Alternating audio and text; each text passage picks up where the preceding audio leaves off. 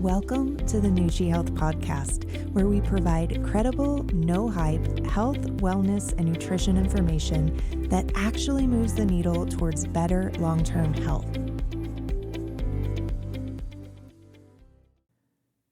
Welcome to episode 4 of the Nuchi Health Podcast. I'm your host, Dr. Erin Glenn, and today we're covering plant-based diets. And before you stop listening because you don't want to be vegan or vegetarian, let me say there's still a lot of information in this episode about dietary patterns in general. So whether you decide to cut some or all animal products out or not, I think you'll still get a lot of valuable information from this episode that you can incorporate into your dietary choices.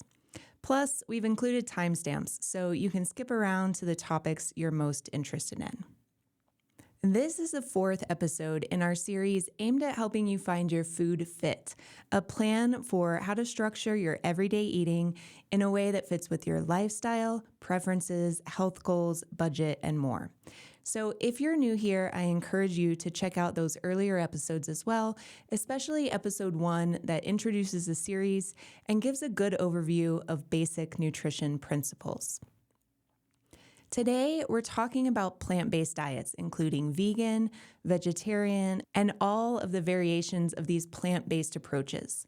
We'll look at the general principles of eating in these patterns, the potential health benefits, condition and population-specific considerations, things to watch out for, and a general how to follow these eating patterns. I will say the first part is pretty vegan heavy, so if you stayed because I promised some of it would apply to you and you're not vegan, please check out those timestamps and skip to your area of interest. Okay, let's get started with definitions. Before we define all the plant-based variations, let's define people who do eat meat. Generally, meat eaters will also consume plants, so this group is called omnivores. Pull that word out from your grade school vocabulary, right? With regard to veganism, the first key is to define animal products and animal byproducts. The animal product part is pretty straightforward. If it was part of a living animal, vegans avoid it. So this is your standard meats from any animal, and this also includes fish and seafood. If it was once living, it's an animal product. Animal byproducts also originate from animals, and there are kind of 2 categories here. First, the animal wasn't killed to obtain it, but it came from an animal. Examples include milk and dairy products, eggs, wool, and lanolin, which comes from sheep's wool. In these cases, you're milking the cow or collecting the eggs or shearing the sheep. You don't have to kill the animal to get the product you're after, but it still comes from an animal. The second category of animal byproducts are products that come from secondary uses after animals have been killed for some other purpose, mainly being used for food. Examples here would be things like collagen and gelatin, which are made from various parts of the animal, including bone and connective tissue, and leather products made from animal hides. Vegans also place silk, pearls, dyes made from animals like insects, feathers and down, honey, and honeybee products like propolis in the byproduct category. These examples are not exhaustive, but it gives you a good idea of animal products and byproducts vegans avoid. If you want an exhaustive list, you can look at some of the vegan certification websites for their full list of requirements. That said, the definition of veganism according to the Vegan Society is a philosophy and way of living which seeks to exclude all forms of exploitation of animals and cruelty to animals for food, clothing, or any other purposes. So true veganism is not just about not eating animals or consuming animal byproducts. It's about not using or exploiting animals in any way for any purpose. Because it's a philosophy and lifestyle, people are going to fall on a spectrum. Some are going to be fully committed to the philosophy, while others generally follow the principles, but aren't nearly as strict with some of the extreme viewpoints and practices. Vegans have the most rules when it comes to what they do or don't consume or use. We already mentioned those general principles of veganism, which include avoiding all animal and animal byproducts in both diet and lifestyle. So this is going to include their food, clothing, personal care products, household products, medications and supplements, and more.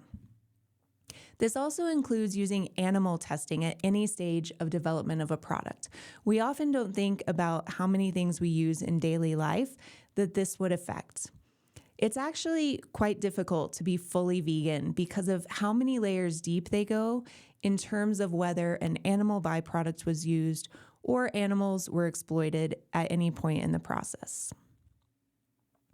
Common ingredients vegans keep an eye out for on labels include gelatin, which is in a lot of capsules, and gummies, marshmallow sauces, things like that all contain gelatin. Casein, lactose, and whey are all dairy byproducts.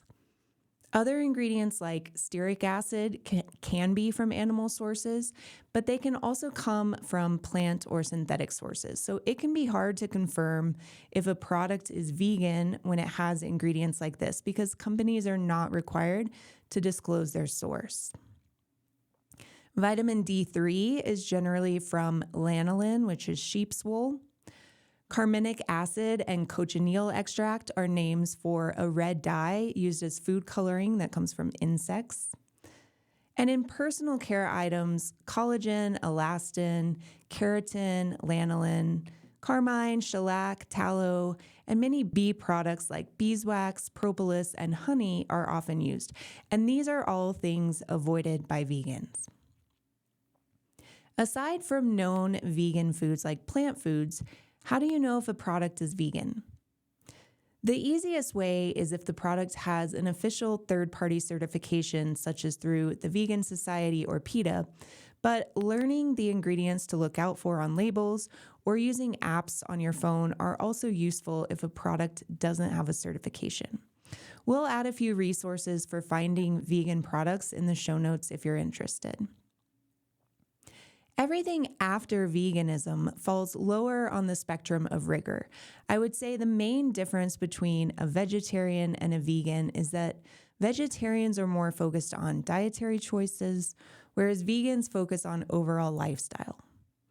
While vegetarians avoid animal products for many of the same reasons as vegans, it's not to the same extent, and it tends to be more focused on what they eat versus every aspect of their life.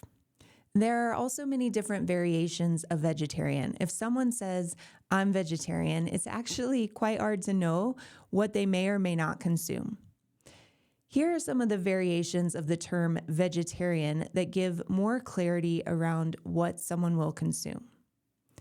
Generally, vegetarians don't eat meat, fish, or poultry, which covers domesticated birds like chicken, turkey, duck, and quail. If you're a lacto-vegetarian, lacto refers to dairy products, so you consume dairy but not eggs. If you're ovo-vegetarian, ovo refers to eggs, so you eat eggs but not dairy products. And the combination of those two, lacto-ovo-vegetarians, consume both dairy products and eggs. This is actually the most common type of vegetarian, so those that avoid meat, poultry, and fish, but do consume dairy and eggs. Then there's even a little less strict than lacto-ovo-vegetarian, and that's the pescatarian. Pescatarians will also include fish and seafood in their diet, but still no meat or poultry. Whether a pescatarian eats dairy and eggs is more personal preference, but they likely do. And lastly, a flexitarian is someone who primarily follows a vegetarian diet, but occasionally eats meat or fish. This has also been called a semi-vegetarian. It's basically not a version of vegetarian. It's more of a person who doesn't want to fully commit to being vegetarian, but is mostly there. So we generally group the vegan and vegetarian dietary patterns, and we call them plant-based diets. These distinctions we've just covered describe the spectrum of rigor to which someone avoids animal products and byproducts in their diet and lifestyle. Within those designations from vegan to the different categories of vegetarian, there aren't many additional principles to the eating pattern. The general principles of each category we covered, vegan and vegetarians from lacto to ovo to lacto-ovo and pescatarian, they're all just avoiding the animal products and byproducts of the pattern they follow. This seems like a lot of work in many ways. Why would someone choose to be vegan or vegetarian? Well, there are many reasons people gravitate towards these approaches, including some of the potential health benefits we'll discuss in a moment, environmental considerations, ethical concerns about animal welfare, and religious beliefs. Now, this series is about helping you find your food fit and an eating pattern that works for you. So in light of that, we're not going to delve into the environmental, ethical, or religious reasons someone might choose plant-based. Instead, we're focusing on how to eat this way, what benefits you might gain, things to watch out for nutrition-wise, and practical considerations when following these eating patterns. So let's talk about what health benefits have been shown for eating in these plant-based approaches.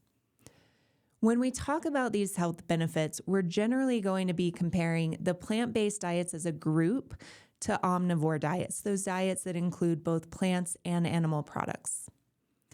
Plant-based diets are generally going to be higher in certain positive nutrients like fiber, folate, and many antioxidants, polyphenols, and carotenoids that are not found in animal products.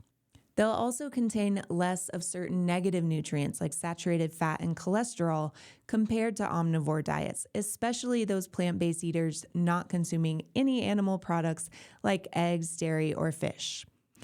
But on the flip side, there are many nutrients that are mainly or only found in animal products like iron, zinc, vitamin B12, vitamin D, omega-3 fatty acids, calcium, iodine, that are going to be nutrients we have to keep an eye out for if you're following a plant-based approach. Many of the health benefits associated with plant-based diets are likely driven by these beneficial nutrients and phytochemicals found in plants and the lower saturated fat content in plant-based diets. However, it's important to note if you plan to eat more plant-based, you need to be proactive about getting adequate amounts of the nutrients that may be lacking in these diets in order to optimize any of these potential health benefits. We'll go into more detail about those potential shortfall nutrients in a moment, but first, let's look at the benefits. People following a plant-based diet generally have lower body weights and body mass index, or BMI. They have lower lipid levels like total cholesterol, LDL cholesterol, and triglycerides, and their fasting blood sugar levels are typically lower compared to omnivores. Much of the data we have comparing plant-based approaches to omnivore diets is from observational studies. This is where researchers are taking a group of people who already follow a plant-based diet, and they compare them to people who don't. And it's often just a snapshot, one point in time. So what you get are correlations of plant-based diets with these health outcomes, but it doesn't necessarily prove the plant-based diet is what's responsible for the benefits. Correlation does not equal causation. There can be many confounding factors present, and although researchers try to account for these using statistics and controlling certain study parameters, observational studies are not the most stringent approach. A prospective cohort study is still observational, but it follows groups of people for an extended period of time. In reviews of these studies, the research shows about a 25% reduction in the risk of developing and/or dying from ischemic heart disease in vegetarians versus non-vegetarians. Ischemic heart disease involves reduced blood flow to the heart and buildup of plaque in the arteries of the heart. That can lead to heart attacks and heart failure. They also show about a 15% reduction in the risk of cardiovascular disease, which includes the entire cardiovascular system, not just the heart. So plant-based diets reduce the risk of getting heart disease and cardiovascular disease and dying from it. These studies also show a small reduction in a person's risk of getting cancer, about 8% reduction in your risk of getting any cancer, but no clear data on reducing specific types of cancer. What these studies don't show, however, is a reduction in the risk of dying from cancer or dying from any cause overall when comparing vegetarians to non-vegetarians. Many of the studies in the plant-based space have been conducted in the Seventh-day Adventist church population because many of those members are vegetarian or vegan. One study of over 60,000 Seventh-day Adventists compared vegans to the different types of vegetarians and to an omnivore diet. They found body mass index, BMI, which is largely tied to weight, increased as you go from vegan to lacto-ovo-vegetarian to pescatarian to flexitarian to omnivore. So basically, the more strictly you're following a plant-based diet, the lower your BMI. The prevalence of type 2 diabetes was significantly higher in omnivores compared to vegans, from 2.9% in vegans to over 7.5% in omnivores. And they saw the same pattern of type 2 diabetes numbers increasing across how plant-based the diet was. This relationship held true even after adjusting for many other lifestyle factors, suggesting that plant-based diets were protective against the risk of type 2 diabetes independent of BMI, age, sex, physical activity, or other lifestyle factors. So we've seen observational correlations of plant-based diets with lower body weight and BMI, blood lipids, fasting blood sugar, and the risk of heart disease, cancer, and type 2 diabetes. And for many of these outcomes, the benefit is dose dependent, meaning the closer you follow a vegan diet, the stronger the correlations. There have also been many intervention studies or clinical studies where people didn't start out as plant-based, but were put on a plant-based diet to see how this changed health outcomes before and after. Reviews of these types of studies show similar findings. Plant-based diets lower body weight in a variety of populations, including men, women, postmenopausal women, people who are overweight or obese, and people with type 2 diabetes. And while not all studies show a benefit of a plant-based diet for weight loss over a standard calorie-reduced diet, many of them did show additional benefit. Of note, in one study where they put people with type 2 diabetes either on a lacto-vegetarian diet or a standard diabetic diet, both with a 500-calorie reduction from caloric needs to induce some weight loss, they found 43% of the people in the vegetarian group were able to reduce their diabetes medications versus just 5% in the standard diet group. This was after a 12-week dietary intervention and then another 12 weeks where they combined the diet with aerobic exercise. So both groups were on a diet for 12 weeks and then the diet combined with aerobic exercise for another 12 weeks. But the number of participants lowering their diabetes medications was much greater in the lacto-vegetarian group. They also had greater weight loss, improved insulin sensitivity, greater reduction in different areas of fat, like visceral fat around the organs of your abdomen, and improvement in oxidative stress markers in the lacto-vegetarian group compared to the standard diet group. So although this was a single clinical study and with only 74 participants, it was well controlled and it used gold standard measurements for the outcomes, making it strong evidence for all of those benefits observed. In people with type 2 diabetes and or obesity, the majority of intervention studies have also shown greater reductions in key metabolic outcomes such as HbA1c, which is a marker of long-term glucose, and blood lipids like total and LDL cholesterol in groups following a plant-based diet versus a control diet. And these benefits have also been shown in about 20% of the studies where they looked at completely healthy individuals. It's always harder to detect significant differences in healthy individuals because they have less room for change, right? But a good number of studies show positive changes in weight loss and metabolic improvements in people already in the healthy range for those outcomes. So it seems plant-based diets will likely provide some benefit, at least in the shorter 3 to 6 month term, for weight management and metabolic health outcomes like blood sugar and blood lipids, particularly in people who have more room to improve, but also potentially in those already in the healthy range. Specifically for blood pressure, it seems the DASH and Mediterranean diet approaches that we covered in episode 2 are more effective for plant-based diets for improving blood pressure, though you may see minor improvements there with a plant-based approach. Now, a few other benefits to mention. Consumption of plant-based diets has been associated with a reduction in inflammatory markers like C-reactive protein or CRP and IL-6. Many chronic conditions such as obesity, type 2 diabetes, cardiovascular disease, neurodegenerative, and autoimmune diseases include increased levels of inflammation. One of the proposed mechanisms by which plant-based diets improve overall health is by reducing systemic inflammation. This likely occurs because of 2 reasons. One, plant-based diets provide many anti-inflammatory compounds, and 2, by avoiding animal products, one is also avoiding many of the pro-inflammatory compounds that have been associated with animal products. That's not to say plants can't also cause inflammation. We'll talk about some of those effects in a bit. But the overall balance is going to be in favor of plant-based diets being anti-inflammatory. Despite some evidence that plant-based diets are less inflammatory than our omnivore diets, there is not strong evidence to suggest plant-based diets are more beneficial for brain health or for reduction of cognitive decline compared to some of the omnivore diets like the Mediterranean, DASH, and MIND diet that we know provide brain benefits.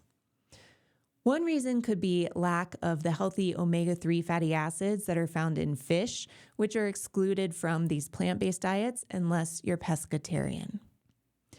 Without going too deep in the mechanisms behind these different health benefits, I do think it's important to note that plants have all kinds of chemicals in them, phytochemicals, that we know have beneficial effects on human health.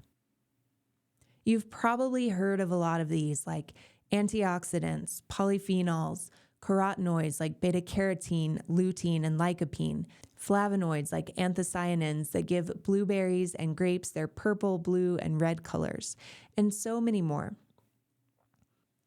The health effects of many phytochemicals are well studied, but it's also worth noting that at least 200,000 phytochemicals are known, with likely many hundreds of thousands more that we have not yet discovered or characterized. There's still a lot to learn when it comes to the effects of plants on human physiology.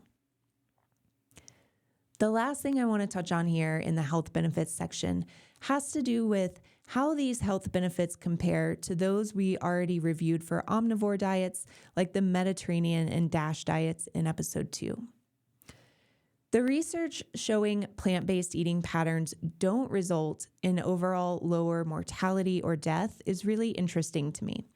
If I were thinking about doing a plant-based diet solely for health reasons, as opposed to environmental, animal welfare, or religious reasons, I would question how much additional benefit has truly been shown from following these stricter plant-based diets versus a Mediterranean pattern.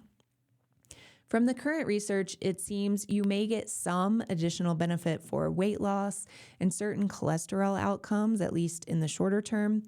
So if those outcomes are of greater importance to you, maybe you want to follow a stricter plant-based approach for some time. But vegan approaches in particular are going to be much more restrictive and harder to follow in the long term. And I haven't seen compelling evidence that these fully plant-based approaches provide meaningful long-term benefits over the more moderate Mediterranean or DASH approaches we already reviewed in episode 2. One of the problems with observational studies comparing plant-based to omnivore diets is that they group all omnivores together, and there can be a wide range of diet quality within this group. Some omnivores may be eating more of a Mediterranean or DASH style with a focus on lean meats and fish versus the standard American diet that's generally higher in all kinds of meat and processed foods. Now, of course, there could be plant-based eaters who are consuming unhealthy foods too, but I think the spectrum is going to be greater for the omnivores. When studies compare plant-based diets to healthy diets that include animal products, it's much harder to find differences in health outcomes between the two. So I think it's worth noting here that while plant-based diets have been associated with lower body weight and BMI and some better metabolic profiles, those benefits don't necessarily outweigh some of the benefits we see on healthy eating patterns like the Mediterranean diet that still include lean meat and fish. And this is going to be due in large part to some important nutrients that tend to be lacking in these plant-based diets, but especially in vegan diets. Let's take a look at some areas where plant-based diets can come up short for important nutrients. It makes sense that nutrients mainly or solely found in animal products are going to be lacking in plant-based diets. The most common nutrients of concern for vegetarians and vegans include protein, iron, zinc, vitamins B2, B3, B12, and D, omega-3 fatty acids, calcium, choline, and iodine. In the case of vitamin B12, this is only found in animal products naturally. So vegans and vegetarians who don't consume fish, dairy, or eggs are going to have to supplement with either a vitamin or a fortified option like nutritional yeast or cereal. Omega-3 fats are mainly found in fatty fish like salmon, sardines, mackerel, tuna, and trout. And although plant foods like flax seeds, chia seeds, and walnuts do contain a type of omega-3 called ALA, this has to be converted to the beneficial omega-3s that the body needs, which are called EPA and DHA. And the body isn't great at converting those. So really, to get the amounts of EPA and DHA omega-3s that are going to be beneficial for health, you need to either be consuming fatty fish regularly or take a dietary supplement with significant levels of EPA and DHA. There are vegan omega-3 supplements available from algal oil, so I would recommend looking into some of those if you aren't going to consume fish or fish oil supplements. Vitamin D is also mainly found in those same fatty fish. However, you can get plenty of vitamin D if you're able to get a little sunlight, a little sun exposure on your arms and legs pretty frequently. And that's because our bodies can naturally make vitamin D if we give it some sunlight. Obviously, just be careful not to burn your skin or otherwise cause yourself harm out in the sun. There are also vegan sources of vitamin D like mushrooms that have been exposed to UV light and fortified foods. Now, in some cases, it's not necessarily that plant foods don't have these nutrients, but rather it's harder for the body to get those nutrients and absorb them from the plants. They're less bioavailable.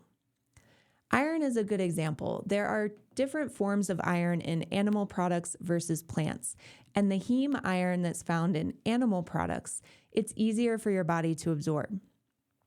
Vitamin A is another example of this, where the forms are different, and the form in animal sources, it's already in the usable form for the body, whereas the beta carotene from plant sources has to be converted to vitamin A. With regard to some of the minerals and trace elements like calcium, zinc, iron, and iodine, again, the problem isn't necessarily that these nutrients aren't present in plant foods, but rather they're not as bioavailable, as easily absorbed and or used by the body.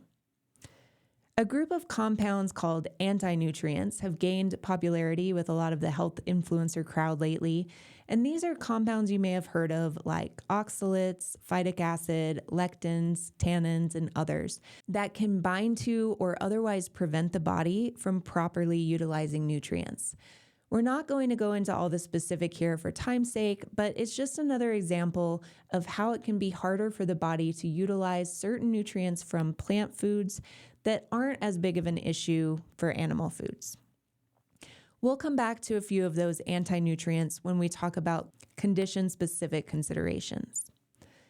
The concern with calcium for vegans in particular is getting enough, since the best source of calcium is dairy. Some studies have associated lower bone density and higher risk of fractures with vegan diets. So if you don't consume dairy products or fortified milk alternatives that have calcium, talk to your doctor about if you should use a calcium supplement or not, as there are many considerations there. Another potential shortfall I want to mention for the plant-based diets is protein. Now, I do believe it's completely possible to eat plant-based and get plenty of protein for your goals. That said, the fewer animal products you consume, the more you really have to focus on your protein in order to get enough in terms of both grams of protein and essential amino acids your body can't make. We covered this in episode 1, but to give you a quick refresher, proteins are made up of those building blocks called amino acids, and there are 9 essential amino acids that our bodies can't make. We have to get them from the protein in our food. Animal proteins have 2 things going for them. 1, they contain all 9 essential amino acids in adequate amounts per gram. And 2, they're relatively easier for the body to digest and access those amino acids compared to plant proteins. If a protein has all of the essential amino acids in the amounts we need as humans, it's called a complete protein. Plant proteins are typically low in 1 or more of the essential amino acids, so they're called incomplete proteins. Now, there are a few plant-based proteins that have pretty good levels of the essential amino acids and are considered complete. Those include soybeans and soy products, ancient grains like quinoa, amaranth, and buckwheat, chia and flax seeds, and spirulina. But even though those sources have pretty good levels of essential amino acids compared to other plant proteins, the bioavailability is generally lower compared to animal proteins. As an example, if you consumed 20 grams of protein from beef, you would get all 20 grams of that protein. Whereas if you consume 20 grams of protein from cooked beans and rice, you're only going to get about 60% of that protein, about 12 grams, that the body can utilize. So this is why it's really important if you go plant-based to make sure you're including higher protein plant foods like the legumes group of beans, lentils, peas, soy products like tofu and tempeh, nuts and seeds, and the complete ancient grains like quinoa. And consider supplementing with a vegan protein supplement to boost your intake. Vegetarians consuming dairy, eggs, and/or fish will be better positioned to hit protein targets more easily, since these animal-based foods generally contain higher amounts and more bioavailable protein. A few other considerations for protein in these plant-based diets. It used to be thought that you needed to eat complementary proteins at the same time to form a complete protein. For instance, combining rice and beans in the same meal, since rice is higher in some of the amino acids that beans are lower in, and vice versa. It's now known that you don't have to consume complementary foods at the same time, as long as you're getting adequate essential amino acids from your combined foods throughout the day. So with regard to getting the full spectrum of essential amino acids you need in a day, it's important for plant-based eaters to eat a variety of plants and to make sure to include legumes, ancient grains, and soy if possible to get those more complete amino acid profiles. There are also a few methods you can use both to improve access to some of the nutrients in plants and to reduce those anti-nutrients at the same time. The main method is cooking. You definitely want to thoroughly cook any legumes like your beans and lentils. This removes most of the anti-nutrients like phytic acid and lectins and makes them possible for your body to digest. Cooking vegetables and grains will also make them easier to digest and remove most anti-nutrients. Fermenting, soaking, and sprouting are also techniques that are used to reduce the anti-nutrients in some plants and make them easier to digest, with fermenting often used for vegetables and soy, soaking often used for nuts and seeds, and sprouting for seeds and grains. A word of caution on doing some of these approaches yourself if you plan to. Make sure to read up on proper methods and storage because fermenting, sprouting, or soaking incorrectly can lead to growth of potentially dangerous bacteria and mold on your food. That wraps up this section on potential nutrient shortfalls with plant-based approaches. We talked about specific vitamins and minerals like calcium, iron, zinc, B vitamins, and vitamin D. Consuming some animal products like dairy, eggs, or fish will help boost some of those levels, but there are also other ways to ensure adequate intake.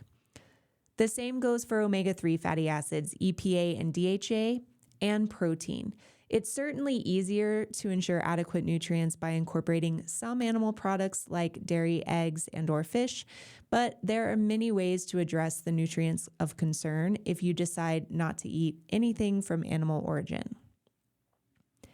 Next is our section about contraindications. Is there anyone who shouldn't consider a vegan or vegetarian approach?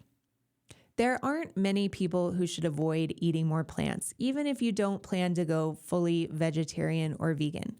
But there are circumstances where certain plants might aggravate a condition.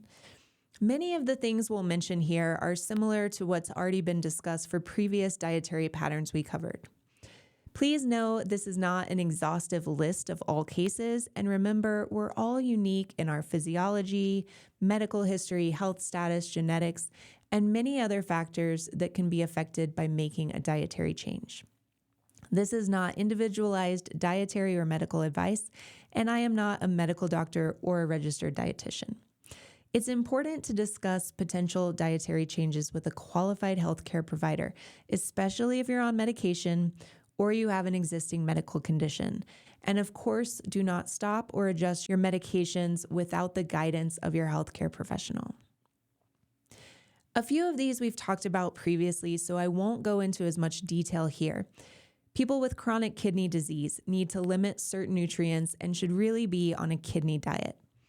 Those on medications like warfarin need to keep vitamin K intake relatively consistent, and this is common in vegetables like spinach, kale, and broccoli. Suddenly increasing your intake of vitamin K foods can impact blood clotting times for those on warfarin. And then we've talked about food sensitivities and allergies. Common culprits for sensitivities include gluten, which is found in certain grains, lactose and dairy, and FODMAPs, which we haven't discussed yet, but we'll expand on that in episode 8. These are all things that can cause uncomfortable symptoms like gas, bloating, and even systemic issues like joint pain. If you know you have a specific sensitivity to certain foods, certainly try to avoid them.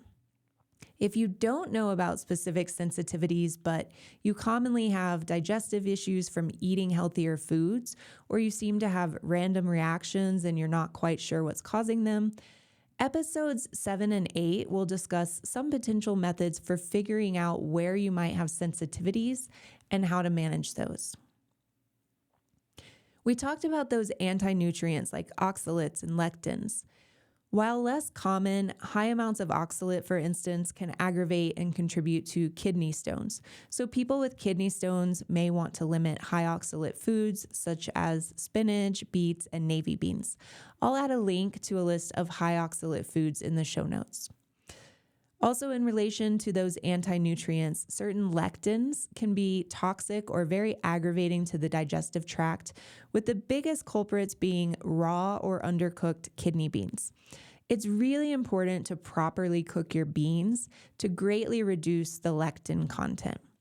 However, for most people, these anti-nutrients are not going to cause any problems, and you should still consume a variety of these plant-based foods to get all of the nutrients and health benefits they provide. If you have gout, this is a condition caused by high levels of uric acid, which can form crystals in the joints. Certain foods like spinach, cauliflower, and legumes can increase uric acid levels and exacerbate gout symptoms. Irritable bowel syndrome, IBS, is another condition that can be hard to manage on a plant-based diet because many of the foods that can aggravate IBS symptoms are those high FODMAP foods that are mainly plants. I mentioned earlier, we'll cover low FODMAP diets in episode 8, so I'm not going to spend more time on it here, but check out that episode if you struggle with IBS or related symptoms.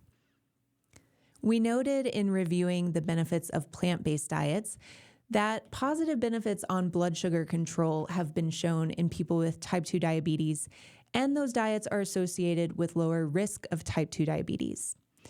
That said, you can certainly consume a plant-based dietary pattern that spikes blood sugar and is not good for blood sugar control. Even going plant-based, you want to focus on many of those same principles we've already discussed, such as getting your carbohydrates from complex carbs that are going to be those whole grain, fruit, and vegetable sources over simple sugars found in processed foods, honey, and syrups. Lastly, one we've touched on in the last 2 episodes, if you're age 50 or older or have goals to maintain or increase your muscle mass, you can still eat a plant-based diet, but you want to pay close attention to the information we covered today on protein. You need to be getting enough grams per day, more than the RDA of 0.8 grams per kilogram body weight. And you need to consider that most plant proteins are incomplete and harder to digest. So you're going to have to consume more food to extract the same essential amino acids you need versus getting that protein from animal sources. Unless you avoid animal products for ethical or religious reasons, I would strongly suggest adding at least one of those animal-based proteins from dairy, eggs, or fish to your diet to boost that high-quality protein. Now, I wanted to mention a few other potential side effects that could apply to anyone shifting to more plants in their diet. Increasing fiber and certain foods like the legumes can increase digestive discomfort and cause gas, bloating, and changes in your bowel habits, even including constipation, which is somewhat counterintuitive. You can lessen these effects by slowly progressing your fiber intake, adding 1 or 2 new high fiber foods per week instead of adding them all at once. You also want to make sure you're drinking plenty of water and getting some physical activity like a few short walks throughout the day. I also mentioned before there are digestive enzyme dietary supplements that can really help with these symptoms. Look for a digestive enzyme supplement that contains enzymes like alpha-galactosidase, cellulase, hemicellulase, and even lactase if you're consuming dairy. That's going to help offset some of those negative side effects. Your gut microbiota will eventually adjust to your new eating pattern, but these things can help support you in the meantime. All that said, there may be plants that your body just doesn't do well with, and some of the discussions we'll have in episodes 7 and 8 can help you identify foods you do better without if you're still having digestive issues after ramping up and giving your body time to adjust. And a final note, I didn't mention this in the Mediterranean episode since fish is consumed moderately there. But if you're consuming seafood more frequently, you do want to be aware of the mercury content of the seafood you consume. Generally, the lower something is on the food chain, the less mercury it will have.